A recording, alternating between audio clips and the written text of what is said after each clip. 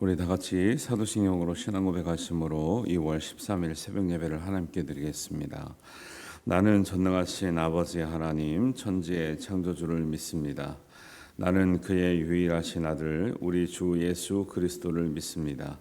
그는 성령으로 잉태되어 동정녀 마리아에게서 나시고 본디오 빌라도에게 고난을 받아 십자가에 못 박혀 죽으시고 장사된 지 사흘 만에 죽은 자 가운데서 다시 살아나셨으며 하늘에 오르시어 전능하신 아버지 하나님 우편에 앉아 계시다가 거기로부터 살아있는 자와 죽은 자를 심판하러 오십니다. 나는 성령을 믿으며 거룩한 공교회와 성도의 교제와 죄를 용서받는 것과 몸의 부활과 영생을 믿습니다. 아멘.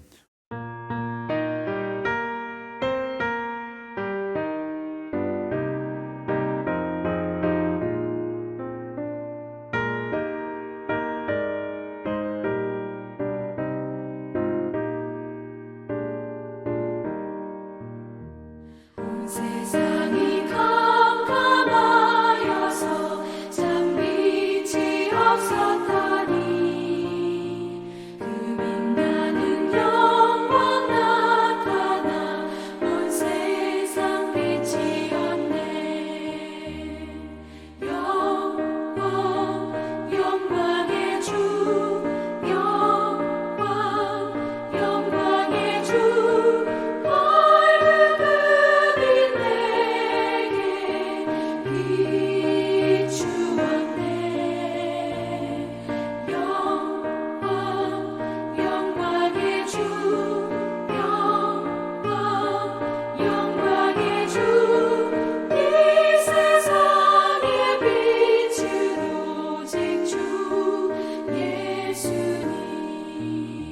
주 말씀을 믿는 사람은 그 마음이 시원하고 주 명령을 준행하는 자 그 길이 환하겠네.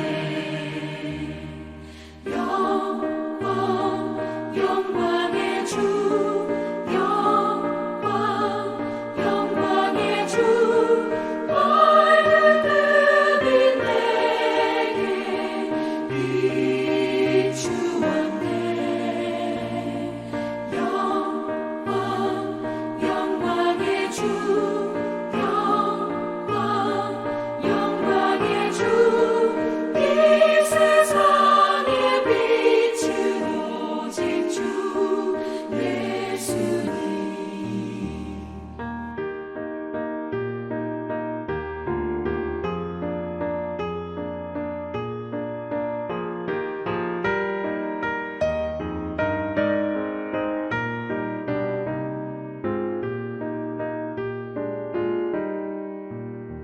죄 가운데 사는 사람은 그 눈이 어두워도 그 죄악을 씻는 날에는 그 눈이 밝아지네.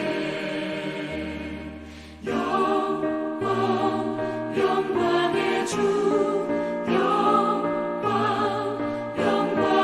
주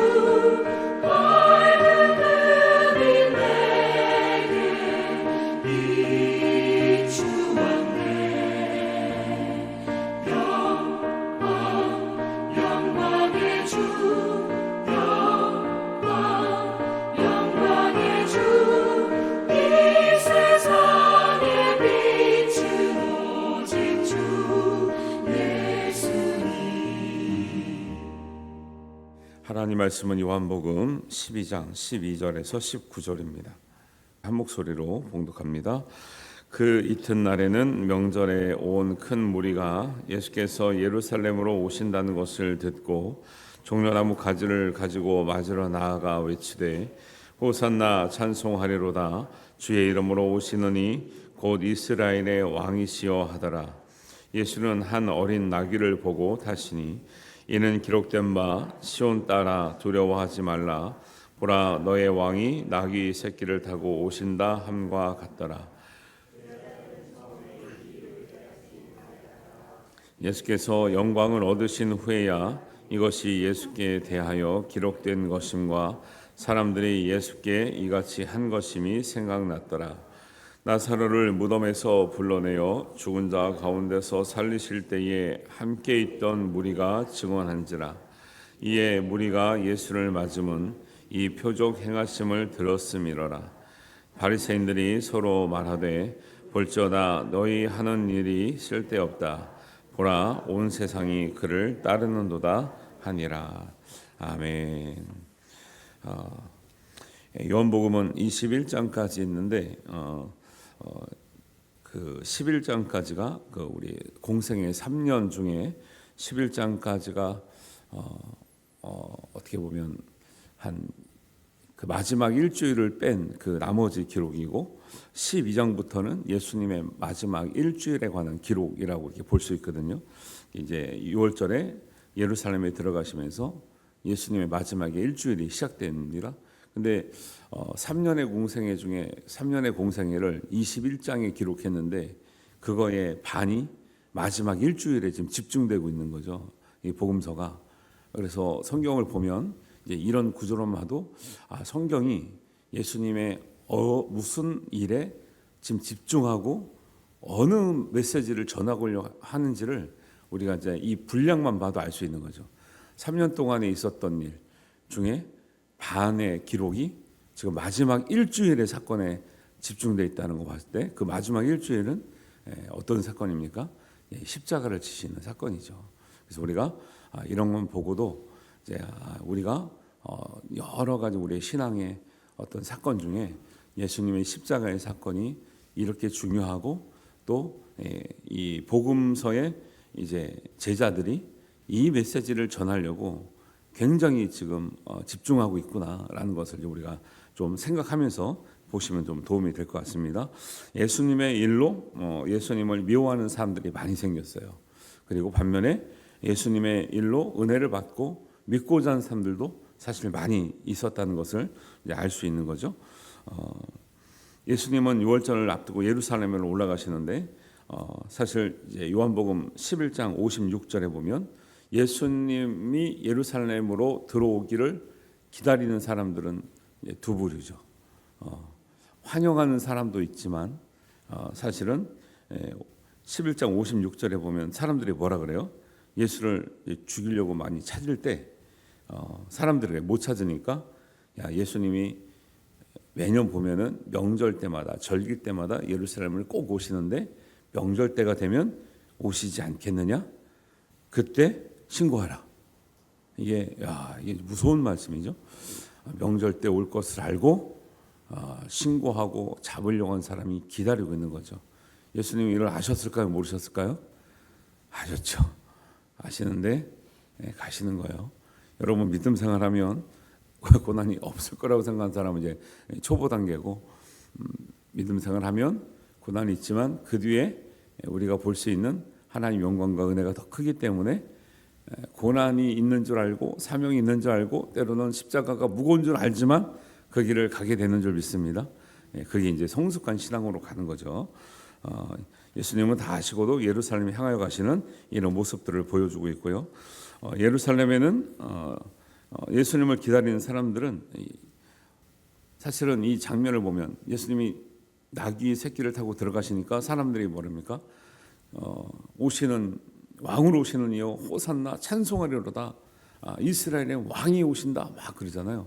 근데 그게 우리가 이제 그냥 단순히 여기만 보면 사람들이 열렬히 환영했구나 보지만 그 뒤에 보면 18절을 보니까 이에 무리가 예수님을 맞으면 표적을 행하심을 들었음이로라 그래요. 표적을 행하는 걸 들으니까 열렬히 환영했다. 큰 문제 없는 것 같거든요. 근데 여러분이 이제 기억하실지 모르겠지만 요한복음을 특별히 요한복음에서 예수님 표적 행하시는 것을 많이 말씀하셨는데 그 표적을 행하시면서 사람들에게 말씀할 때 뉘앙스가 표적을 보고 따르는 사람들을 참 너희가 잘하는구나 믿음이 있구나라고 하셨다 그랬어요. 아니면은 표적만 보고 따르는 것을 뭔가 좀 안타까워하시고 좀 못마땅하게 생각했다고 제가 여러 번 말씀을 드렸는데 어떻게 기억을 하세요? 좀 안타까워졌죠. 왜? 니고데모가 요한복음 3장에 나오거든요. 하나님의 선지자라고 하나님의 보내신 선생이라고 하면서 하나님이 보내신 사람이 아니면 표적을 해갈 수 없습니다. 막 이렇게 고백을 해요. 그러면 예수님께서 참 기특하다, 잘했다 해야 되는데 표적에 관한 얘기 한마디도 안 하시고 거듭나야 하나님 나라를 들어갈 수도 있고 볼 수도 있다 그러거든요. 표적에 관심을 두지 않고 예수님은 표적을 행하셨지만 표적에 관심을 두지 않고 표적을 따라온 사람들을 잘했다 하지 않고 표적보다는 거듭남에 관심을 가져라 말씀을 하셨거든요. 이런 것들을 보면 예수님이 이 표적을 따르는 사람들에게 너무 안타까워하는 말씀을 하고 있는 거죠. 그리고 요한복음 4장 48절에 가면 왕의 신하의 아들을 고쳐주면서 이렇게 얘기해요. 예수께서 이르시되 너희는 표적과 기사를 보지 못하면 도무지 믿지 아니하리라. 표적을 행하시면서도 표적만 따르는 사람들을 안타까워하셨다는 거죠. 그리고 요한복음 12장 지금 이제 앞에 부분 읽었는데 37절을 보면 이렇게 많은 표적을 그 앞에서 행하셨으나 그를 믿지 아니하니. 그러니까 요한복음에 나오는 표적에 관한 이 기사에 대한 예수님의 평가는 좀 부정적이에요. 예수님은 표적을 행하셨던 분인데도 표적을 모르고 따르는 사람들을 보면서 안타까워하셨다라는 거죠. 그리고 지금 예루살렘으로 들어가는 예수님을 열렬하게 환영했던 사람들도 지금 왜 환영했다고 나옵니까? 18절에 표적을 행하심을 들었다. 만약에 표적을 행하지 않고 예수님이 복음을 전했다면 사람들이 이렇게 환영하지 않았거나 믿지 않았거나 몰리지 않았을 거라는 거죠. 그러면서 우리의 신앙을 되짚어 보는 거죠. 우리는 예수님의 어떤 모습을 보고 예수님을 따르고 믿고 있는가? 예수님 표정을 행하셔요. 저희가 그걸 부정하는 게 아니에요. 필요 없다고 하는 게 아니에요. 그러나 예수님이 진짜 우리에게 주시고자 하는 그 말씀의 본질을 우리가 놓치면 예수님의 뜻과 멀어질 수 있다는 거죠. 안타까운 것은 그래요. 신앙생활을 하면서도 예수님의 뜻과 멀어지는 거예요. 교회를 다니면서도 예수님 그 뜻과는 멀어지는 거죠. 그럴 수 있을 것 같아요? 없을 것 같아요? 그럴 수 있어요. 그게 안타까운 거죠. 오래 믿어도 예수님의 뜻과는 멀을 수 있다는 거죠. 그래서 여러분 항상 예수님의 본질적인 뜻과 복음의 의미를 늘 마음에 새기면서 신앙생활 하시기를 주님의 이름으로 축복합니다. 그래서 예수님은 사람들이 바라는 건 뭐예요? 이스라엘의 왕으로 오신다고 그랬잖아요. 그럼 왕처럼 오시려면 뭘 타고 오셔야 돼요? 백마 타고 오셔야 돼요. 백마 타고. 승전한 로마 장군들이 타는 말이 백마 타고 오거든요. 그러니까 일반 기병들만 해도 지위가 높잖아요. 말 타고 다니는 사람은 높은 사람들이거든요. 군인 중에서도 기병대가 아주 좀 탱크 부대와 같은 아주 그런 강력한 부대이기 때문에. 근데 그 장군들은 그 중에서도 백마를 준단 말이에요. 왜요? 그 영광의 상징이란 말이에요. 이스라엘은 왕으로 오시는데 백마를 타고 오지 않고, 그럼 바람대로라면, 사람들의 바람대로라면 백마나 말을 타고 오셔야 되는데 뭘 타고 오세요? 나귀 새끼를 타고, 또 낙이 낙이 그 큰 낙이도 아니고 낙이 새끼를 타고 온다는 거죠. 근데 이거는 이제 이중적인 이제 의미가 있어요. 겸손하여서 타는 의미도 있고 성경대로 타는 거예요. 성경대로. 예수님께서 나중에 메시아가 오실 때 그분은 뭘 타고 오신다고 스가랴 9장 9절에 예언이 되어 있다면 그분은 겸손하여 나귀 새끼를 타고 오신다라고 스가랴 9장 9절에 명확히 나와 있거든요. 예수님이 만약에 스가랴 9장 9절에 겸손하신 예수님이 승리의 의미로서 말을 타고 오시리라 하셨으면 아마 말 타고 오셨을 거예요. 근데 성경에 오실 메시아를 기록하면서 그는 겸손하여 나귀를 타시나니 나귀의 작은 것 곧 나귀 새끼니라 라고 나와 있다는 거죠.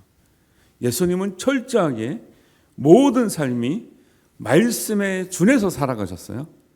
이게 중요한 거죠. 표적을 행하는 것보다, 표적은 나중에 메시아가 오시면 어떤 표적 할 거라고 예견된 게 없어요. 그런데 예견된 메시아의 모습과 메시아의 삶과 메시아의 죽음은 예견돼 있었는데 예수님은 철저하게 성경에 예견된 대로 하나님의 뜻대로 살다가 가셨기 때문에 하나님이 허락하시는 모든 영광 중에 거신 줄 믿습니다.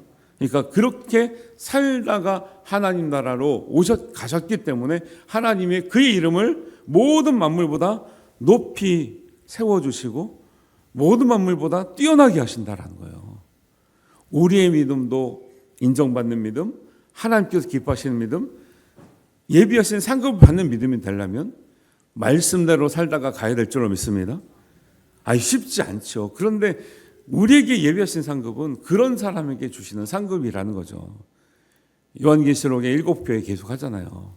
그 상급이 말씀대로 살다가 때로는 고난도 받고 때로는 죽임도 당하고 때로는 믿음으로 이긴 사람들의 것이라는 것을 꼭 기억하시기 바랍니다. 각 교회마다 부족한 게 있죠. 책망을 받죠. 괜찮아요. 책망 받을 수 있어요. 그러나 그들은 책망 받은 후에 말씀대로 살려고 부단히 노력하며 각 교회가 처해진 어려움 가운데서도 말씀대로 살다가 하나님께 부름을 받은 사람들이라는 것을 꼭 기억하시길 바랍니다. 예수님이나 우리나 같은 길을 가는 거죠. 표적만 중요한 것이 아니라는 것을 예수님이 계속 강조하고 있는 거죠. 근데 사람들은 표적이 일어나면 얼마나 좋겠습니까? 그런데 그것만을 너무 강조하는 교회도 있어요. 목사님도 있고 부인하면 안 되죠. 예수님 표적. 근데 안타까운 마음인 거죠. 왜? 표적만을 따라다니는 사람의 성향으로 여러분 신앙이 성장하면요, 그 표적이 더 이상 나타나지 않을 때 싹 사라집니다. 옛날에 지하 단칸방 한 번쯤은 살아보셨죠? 어두울 때 늦게 퇴근하거나 들어가면 불을 딱 켜잖아요. 그럼 뭐들이 쫙 사라집니까? 바퀴벌레가 있다가 불 켜면 손살같이 사라지는 것들이 바퀴벌레거든요. 한 번쯤은 살아보셨을 거 아니에요? 표적을 따르는 신앙들이 약간 그 생각이 나더라고요. 표적이 있다가 없어지는 순간 믿음을 지킬 수 있을 것인가? 예수님께서 표적 행할 때 제자들도 신이 났고요. 많은 사람들이 환호했고요. 종려나무 가지를 들면서 찬양했거든요. 예수님께서 십자가에 달리시기 위해서 잡혀가실 때 그 사람들이 싹 사라졌어요. 심지어는 예수님의 제자까지도 다 사라졌어요. 주를 위해서 죽겠나이다 했던 베드로도 사라졌어요. 사라질 뿐만 아니라 내가 주님을 그 주님이라 그러지 않죠. 내가 그 사람을 모른다. 이게 뭐예요? 모른다. 정말 모른다. 진짜 모른다는 거예요. 3번 부인했다는 건. 닭 울기 전에 너가 나를 부인하리라.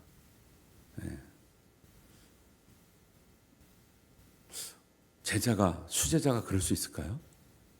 근데 그럴 수밖에 그런 게 사람인 거죠. 그런 게 사람인. 그래서 우리가 하나님의 일을 감당하려고 하면 성령의 감동이 아니고는 감당할 수가 없는 거예요.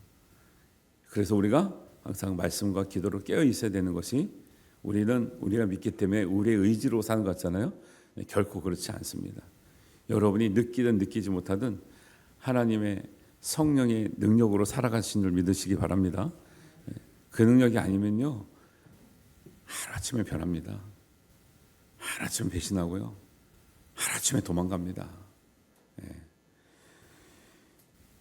사람들이 예수님을 따르면서도, 심지어는 제자들도 이런 예수님을 2년 지금 3년이라고 하면 지금 2년 11개월 20일을 지금 쫓아다녔는데 예수님이 가시고자 하는 그 길을, 그 의미를 잘 알고 간 것 같아요? 모르고 간 것 같아요? 성경에 보니까 잘 모르고 갔다 그런 거예요. 예수님의 공생애를 3년을 따라다녔는데 2년 11개월 3주를 따라다녔는데 마지막에 그 일주일의 의미를 잘 모르고 따라갔다는 거예요. 성경이 그렇게 말하고 있어요. 16절입니다. 제자들은 처음에 이 일을 깨닫지 못하였다가 예수께서 영광을 얻으신 후에야, 부활하신 후에야 이것이 예수께 대하여 기록된 것임과 사람들이 예수께 이같이 한 것임이 생각났더라. 이게 이제 부활하시고 난 기록이잖아요. 예수님의 복음서란 말이에요. 이게 기록될 때는 한 60년 정도였어요. 예수님이 돌아가신 지도 한 30년 이상 지난 때란 말이에요. 그때 기록할 때 제자들의 마음이 우리가 그때는 몰랐다라는 거예요. 예수님을 3년 동안 따라다니면서도 우리가 무엇을 위해서 따라다니는지, 예수님이 우리에게 무엇을 원하셨는지를 모르고 따라다녔다는 것을 이 복음서를 기록하면서 요한이, 저는 정말 눈물을 흘리면서 이걸 기록했다고 보는 거예요. 우리가 그때 알았더라면 주님이 그렇게 죽도록 내버려 두지 않았을 건데, 내가 모른다고 부인하지 않았을 건데, 그런 감동을 가지고 기록했던 요한의 마음이 느껴지는 거예요. 자기도 포함하고 있는 거. 자기가 기록하면서 제자들은 자기도 포함되어 있잖아요. 처음에 주님을 3년 동안 따라하던 그때는 우리가 왜 따라다녔고, 예수님 왜 표적을 행하셨고, 왜 우리에게 나무라셨고, 왜 우리에게 믿음이 없다고 하셨고, 왜 그랬는지를 몰랐다라는 거예요. 부활하시고 또 성령 받은 후에야 그게 다 이렇게 하시려고 우리에게 그렇게 말씀하셨는데 몰랐구나. 이같이 한 것임이 생각났다라는 거예요. 이미 우리는 예수님의 영광을 본 후에 사람들이니 다시는 모른다 그러지 말고 다 알고 믿으시기를, 다 고백하고 믿으시기를 주님의 이름으로 축원합니다. 그러니까 그때는 모르는 거예요. 사랑을 받는지. 여러분, 어린 아이들이 미숙할 때는 부모님께 사랑 받는지 모르잖아요. 언제 알아요? 부모님이 떠나야 하는 거죠. 부모님이 떠나야 부모님 우리를 사랑했구나. 어릴 때는 가르칠 때 애들이 힘들죠. 한글 배우고 더하기 뺄셈 배우기 힘들죠. 안 하려고 막 그렇게 막 몸을 꼬잖아요. 나중에 커보면 그 기본적인 것이 너무나 중요했구나 아는 거죠. 네. 그래서 우리가 사도신경을 믿음으로 고백하잖아요. 사실은 저까지 포함해서 사도신경의 믿음의 고백의 그 의미를 잘 모를 수도 있어요. 사실은. 그럼에도 불구하고 바른 믿음의 고백을 하는 것이 우리를 잘, 그 의미를 다 몰라도 우리를 바른 길로 인도하는 은혜인 줄 믿습니다. 그래서 바른 고백이 되게 중요한 거예요. 사도신경 솔직히 중고등부나 어린이나 같이 외워요. 의미를 알까요? 제가 볼 땐 잘 몰라요. 저희도 그랬으니까. 근데 그 바른 고백을 계속 익히고 고백하게 하는 이유가 있죠. 지금 모르나 은혜를 받게 되면 그 고백이 나의 고백이 될 수 있을 때까지, 될 때까지 우리가 인도를 하고 하나님 은혜를 구하는 거죠. 우리가 고백하는 모든 고백과 말씀 가운데 정말 몰라서 고백하는 것이 아니라 다 체험하고 은혜를 받고 고백하는 하나님의 은혜가 있기를 주님의 이름으로 축원합니다. 그것이 우리가 성숙하는 길이고 나아가는 길이죠. 근데 사람들은 표적에 관심이 있으면 더 깊은 표적 다음에의 십자가의 의미를 알지 못하고 표적이 있다가 사라지는 순간 정말 지하방의 벌레들처럼 사라지는 그 광경을 다 봤잖아요. 다 봤잖아요. 아무도 주님을 따라올 수 없는 12제자가 있고 수제자가 있었지만 구레네 사람 시몬이 대신해서 억지로 십자가를 지고 가는 장면도 봤잖아요. 그때 제자들은 아무도 나서지 않았어요. 근데 그거야 조금 이제 다른 얘기지만 구레네 사람 시몬의 아들이 로마서나 다른 말씀에 보면 루포와 알렉산더라고 나오거든요. 근데 구레네 사람 시몬은 억지로 십자가를 졌어요. 그가 뭐 믿음이 있었다고도 성경이 나오지 않아요. 그러나 그 후에 로마서에 기록된 그의 아들들과 그의 아내는 바울의 동역자가 되어 있었더라고요. 놀라운 일이에요. 억지로 진 십자가도 하나님은 의미 있게 복된 길로 은혜의 길로 인도하시는 줄 믿습니다. 그래서 여러분 때로는 억지로 지는 십자가가 있어요. 억지로 지는 십자가. 그런데 기꺼이 지시면 하나님께서 그 십자가보다 더 큰 은혜를 주실 줄 믿습니다. 그런 것도 우리가 이제 성경을 보면서 자주 보면서 이 구레네 사람 시몬의 가족들이 어떻게 된지를 바로 성경에 나오지 않는데 연결하면서 봐야 되니까 찾아보시면은 그들의 자녀 이름이 성경에 기록되어 있구나. 그의 아내의 그 신앙적인 헌신이 그 바울이 뭐라 그러냐면 내 어머니다. 루포와 알렉산더의 엄마가 내 엄마다라고 고백을 하는 거예요. 얼마나 헌신되게 도와줬으면. 그렇게 바울이 웬만하면 말하지 않거든요. 자기 엄마라고 어머니라고 말하지 않거든요. 그래서 명절에 올라가셨던 그 모습을 보면서 단지 사람들이 목소리를 높여서 환영한다고 해서 이게 다 그냥 단순히 정말 진심을 다해서 그 뜻을 알기 때문에 환영했구나라고 다 보여지진 않고 이런 사람들도 있었겠구나. 그리고 성경은 요한이 안타까운 마음으로 사람들이 표적을 듣고 표적을 받고 또 그런 표적을 우리에게 베풀어 주시기 원하면서 환영했던 인파들이었다는 것을 암시하고 있는 것을 우리가 볼 수 있는 거죠. 그래서 우리도 그걸 보면서 예수님을 진짜 진심으로 십자가 의미를 진심으로 새기면서 우리의 인생의 마지막에는 진짜 표적 때문이 아니라 믿음과 구원은 십자가의 은혜, 십자가의 사명 때문에 주님께서 우리를 불러주신 것을 믿고 우리가 마지막까지 승리할 수 있게 되기를 바랍니다. 이런 의미를 이 짧은 말씀 가운데 보여주고 계시는 거죠. 그래서 오히려 바리새인들은 죽이려고 했지만 사람들이 저렇게 많이 다른 사람들을 보면서 약간 우리가 죽이려고 해도 소용없다. 이렇게 온 세상 사람들이 그를 따른다 말하고 있지만 결국 말은 이렇게 해놓고 예수님 죽음의 길로 몰아가거든요. 근데 바리새인들도 겉만 보는 거죠. 진짜 예수님의 무슨 의미를 알아서 따르는 것처럼 보이는 거죠. 많이 있으니까. 근데 결국 그러지 않았다라는 것을 우리가 보여주고 있는 거죠. 우리를 불러주시고 은혜를 주시고 우리의 믿음을 자라나게 하시는 이유는 마침내 십자가를 감당할 수 있는 믿음까지 우리가 성장하도록 주님께서 우리를 불러주시는 은혜가 있는 줄 믿습니다. 그래서 때로는 억지로 질 수도 있고 때로는 기꺼이 질 수도 있고 사실은 십자가를 지지 않고 따르는 사람들은 합당하지 않다고 말씀하셨기 때문에 우리가 때가 되면 우리가 깨닫게 되면 은혜를 받게 되면 다 자기의 십자가를 지고 날마다 자기를 부인하면서 주님을 따라가는 정말 본질적인 신앙, 성숙한 신앙, 마지막에 사명을 감당하는 신앙, 하나님께서 예수님께서 성령께서 감당하게 하시고 기뻐하시는 은혜의 십자가를 우리가 지고 가게 될 줄 믿습니다.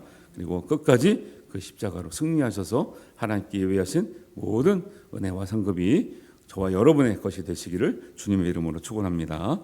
기도하겠습니다. 하나님 아버지 은혜를 감사합니다. 주님, 우리가 말씀을 보면서 이전에는 깨닫지 못했던 말씀을 깨닫고 이전에는 알지 못했던 말씀을 깨달음을 말미암아 정말 마지막 예수님의 공생애의 일주일의 시간이 얼마나 귀했고 복음서의 제자들은 무엇을 전하기를 원했는지를 우리가 그려봅니다. 마음에 새겨봅니다. 다른 것은 다 잊어도 예수님의 십자가만은 잊지 않게 하시며 다른 모든 능력은 우리가 떨어진다고 하여도 십자가의 능력만큼은 십자가의 은혜만큼은 떨어지지 않게 하여 주시옵소서. 날마다 자기를 부인하고 십자가를 지고 예수님의 합당한 사람이 되기 위해서 살아가며 마침내 승리하여 하나님께 인정받고 칭찬듣고 상급받는 귀한 믿음 갖게 하여 주시옵소서. 하나님께서 우리의 믿음을 인도하시고 하나님께서 우리의 믿음을 더하여 주실 줄 믿사오며 예수님의 이름으로 기도하옵나이다. 아멘. 하늘에 계신 우리 아버지의 이름을 거룩하게 하시며 아버지의 나라가 오게 하시며 아버지의 뜻이 하늘에서와 같이 땅에서도 이루어지게 하소서. 오늘 우리에게 일용할 양식을 주시고 우리가 우리에게 잘못한 사람을 용서하여 준 것 같이 우리 죄를 용서하여 주시고 우리를 시험에 빠지지 않게 하시고 악에서 구하소서. 나라와 권능과 영광이 영원히 아버지의 것입니다. 아멘.